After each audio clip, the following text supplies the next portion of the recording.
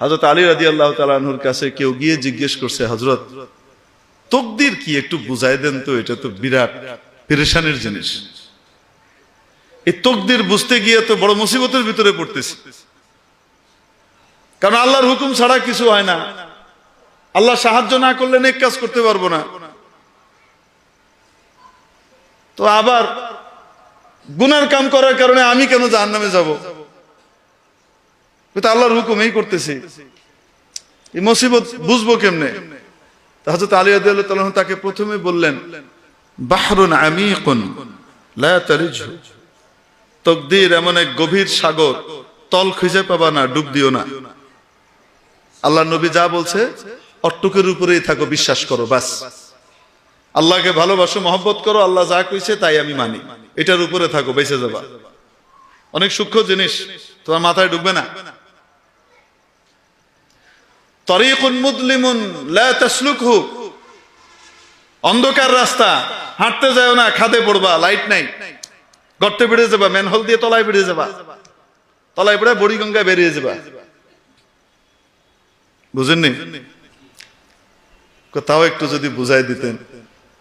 আচ্ছা ঠিক আছে, দাঁড়াও। দাঁড়াইস, এক পা উঠাও, উঠাইছি, আরেকটা উঠাও। কেমনে উঠাও? উঠাও না, ওইটা উঠানোর তো ক্ষমতা নাই। কেন? করলে তো পড়ে যাবো। এই তাকদীর,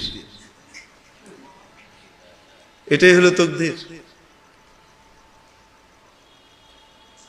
আল্লাহ তাবারাক ওয়া তাআলা বান্দিকে জান্নাতের রাস্তা জাহান্নামের রাস্তা পরিষ্কার করে দেখিয়ে দিয়েছেন, সাফ দেখিয়ে দিয়েছেন, ক্ষমতা দিয়ে দিয়েছেন, এখতিয়ার আর নির্বাচনের ক্ষমতা দিয়ে দিয়েছেন। তুমি যেটা ইচ্ছা নির্বাচন করতে পারো, তোমাকে এখতিয়ার দিয়ে দিলাম, তবে তুমি কি করবা এটা আমার জানা আছে, আমি তোমাকে বাধ্য করছি না। এখতিয়ার দিয়ে দিয়েছেন, ক্ষমতা দিয়েছেন, কিন্তু আবার মাঝে মাঝে নিজের কেন্দ্রীয় ক্ষমতাও প্রয়োগ করেন।